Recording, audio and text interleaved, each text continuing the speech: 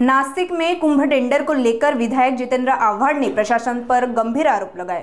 उन्होंने कहा कि 2021 के बाद सारे टेंडर मैनेज कर दिए गए और नियमों को ताक पर रखकर काम हो रहा है।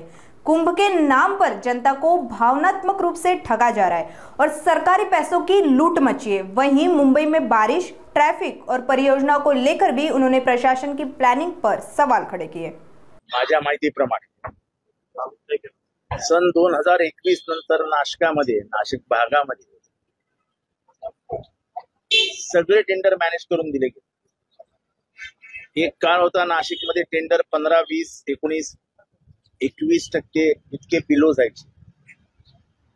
आज सगळे टेंडर 0.5 किंवा 8 पार जात आहे। हे कसं शक्य? काही निवडक कंपन्याच येतात, त्या दादागिरी करतात, पार म्हणजे उचलून आणून मारण्यापर्यंत मजल जाते। छोट्या कॉन्ट्रॅक्टर्सनी लेखी कंप्लेंट दिलेली आहे, ती कंप्लेंट माझ्या हातात सुद्धा आहे।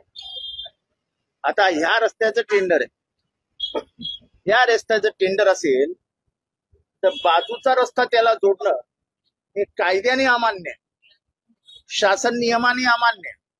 हे सगळं नाशकात चालू आहे आणि त्यातल्या त्यात कुंभमेळा कसा हा भक्त धर्म त्याची सांगड घालून लोकांच्या भावनांना हात घालणार आहे। अरे कुंभमेळ्याचं काम चालू आहे, अरे कुंभमेळ्याचं काम चालू आहे, अरे कुंभमेळ्याच्या कामाने भक्तांच्या पैसा आणि भक्तांसाठी आलेला पैसा हे लुटण्यासाठी तुम्हाला अधिकार दिलेला नाही। ते जो कोण आपले एक्झिक्युटिव्ह इंजिनियर आहेत, सगळे इंजिनियर आहेत, आवटी ते म्हणजे फावडाच घेऊन बसले। प्रत्येक टेंडर मॅनेज होणार असेल तर मग टेंडर करता कशाला? इकडे रे हे घे तुला टेंडर, हे इकडे रे हे घे तुला काम, पाठवून टाका। सरकारचा पैसा आहे, तुमच्या बापाचा नाही, माझ्या बापाचा नाही, सरकारचा आहे। लुटा, दरोडा घाला त्याच्यावरती आणि आम्ही ते उघडकी सांगतो।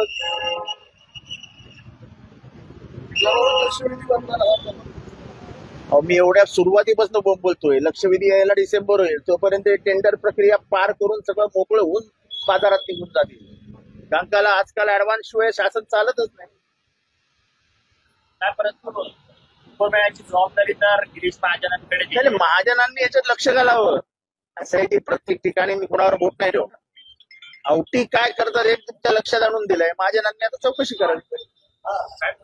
एवढं सगळं सुरू असताना पालकमंत्री अद्याप भेटत नाहीये, फटका बसतोय, सामान्य माणसाचा प्रश्न होत नाहीये, खंडायचा मुद्दा असेल पुढे चालू आहे, पूजा अर्चा चालू आहेत, बघूया काय होतंय। आज पुन्हा मुंबई तुंबलेली आहे, मुंबई बंद पडली आहे, ठिकठिकाणी पाणी साचलंय, मुंबईकरांचे हाल होतात। मुंबई कोणाच्या हातात आहे आता? कालपर्यंत टीका करताना उद्धव ठाकरे टीकेचे धनी होते।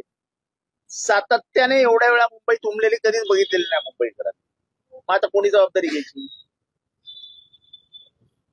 घ्या ना जबाबदारी। दुसऱ्यावरती बोट ठेवणं फार सोपं, आपल्यावर आले की काय हा प्रश्न आहे। म्हणजे सगळ्या रस्त्यांची जी काय चाळण झाली आहे, म्हणजे आता भिवंडीला येताना आम्हाला ठाणा ते भिवंडी 2 तास लागतात आणि भिवंडी ते नाशिक 1.25 तास।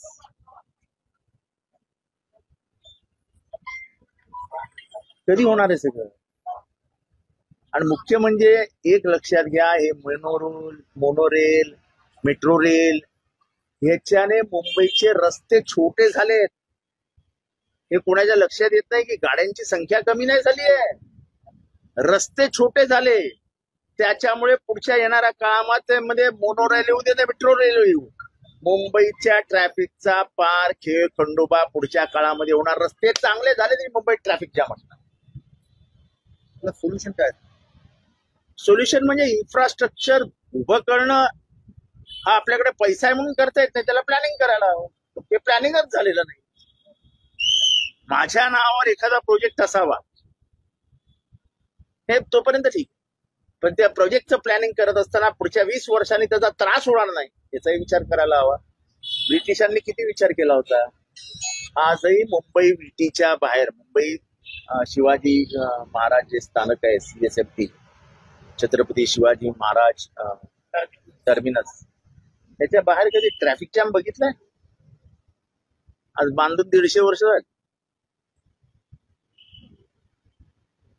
त्याला प्लॅनिंग म्हणतात. आपलं प्लॅनिंगच नाही. आपल्याला पैसे खायचे आणि आपल्याला पैसे आता 50-60 कोटी खायचे नाहीत. आपल्याला 500, 1000 आणि काय नाही तर काय टनल काढून टाका. आता माझं म्हणणं आहे भिवंडी ते नाशिक एखादं टनल काढून टाका, म्हणजे तुमचेही सुटले, कॉन्ट्रॅक्टरचेही सुटले आणि ट्रॅफिकही सुटेल, पण तुमचे मजबूत सुटतील, म्हणजे पुढच्या 2-3 इलेक्शनचा खर्च निघून जाईल. तर काल मुख्यमंत्री देवेंद्र फडणवीस हे शरद पवारांच्या संदर्भात बोलताना म्हटले की शरद पवारांनी जर एक्स बोललं तर त्याला वाय समजायचं, अशा पद्धतीचं वक्तव्य देवेंद्र. मला समजलं ते काय एक्स बोलतात आणि ते काय वाय समजतात. हे त्यांच्या आपापसातल्या समजुतीचा भाग. आज कर्जमाफीच्या मागणीवर आपण चर्चा करताय, काही अल्टिमेटम असणार आहे सरकारला? हे सरकारला अल्टिमेटम काय? ते सरकार खोटंच बोलतं. त्यांना तुम्ही काय अल्टिमेटम देणार? लाडक्या बहिणींच्या बाबतीत खोटं बोललं. 2100 देणार, 1500 देता नाकी नव्हे ते. आम्ही संपूर्ण कर्जमाफी करणार. 7/12 कोरा कोरा कोरा कोरा कोरा कोरा रा रा रा रा रा रा कुठे रा? तो राहून गेला. अजितदादांच्या पक्षाच्या मॅनिफेस्टोमध्ये दिलेलं आहे की नाही संपूर्ण कर्जमाफी? कुठे संपूर्ण कर्जमाफी? एकनाथ शिंदे साहेब बोलवते ते संपूर्ण कर्जमाफी. कुठे संपूर्ण कर्जमाफी? प्रश्न विचारू नका. प्रश्न विचाराल तर मग एक्स वाय संदर्भच कळू द्यायचे नाही. हैदराबाद कॅन्डिडेटमधून सीआर काटेला मागे घ्यावा शिक्षण बातमी केलेली आहे. छगन भुजबळ कुठल्या ह्याच्याने बोलतात मला कळत नाही. ते ज्या मंत्रिमंडळ होतात त्याच्यातच ते पारित झाले. तुम्ही ज्या मंत्रिमंडळाच्या बैठकीत बसतात त्याच्यात जर हे पारित होत असेल तर तुम्ही त्याच्याबद्दल विचार करायला हवा. ह्याच्यात फक्त ओबीसी समाजाला अस्वस्थ करायचं आणि मराठा समाजाला फसवायचं एवढंच काम झालेलं आहे. हा फसवणुकीचा अप्रतिम खेळ सुरू केलेला आहे. पण ह्याच्यातनं जो महाराष्ट्र धर्म आहे, तोरणा किल्ल्याला गेलेल्या शिवरायांसोबत असलेल्या 18 पगड जाती यांनी पहिल्यांदा इथल्या महाराष्ट्र धर्माचा झेंडा रोवला. तो महाराष्ट्र धर्म उद्ध्वस्त होतोय.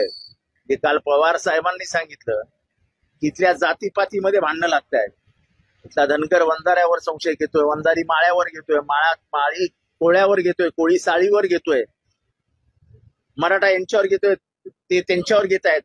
ही जी संशयाची प्रक्रिया सुरू झाली आहे, या संशयामध्ये संशय कल्लोळ निर्माण होईल. हा महाराष्ट्र धर्म जो शिवाजी राजे छत्रपतींनी आणला होता तो महाराष्ट्र धर्म उद्ध्वस्त करण्याचं पाप हे सरकार करते.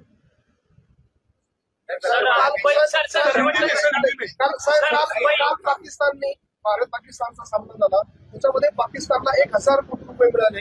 एकीकडे भारत सरकार प्रयत्न करत की पाकिस्तानला कर्ज मिळू नये, दुसरीकडे मॅच करून एक प्रकारे त्यांना आर्थिक मदत झाली असा दावा केला जातो. तेव्हा माझा सल्ला आहे की आजपर्यंत भारत पाकिस्तान या 2 शब्दांवरती गेले 70 वर्ष त्यांनी राजकारण केलं. आज काय झालं अचानक? प्रश्न तेवढाच.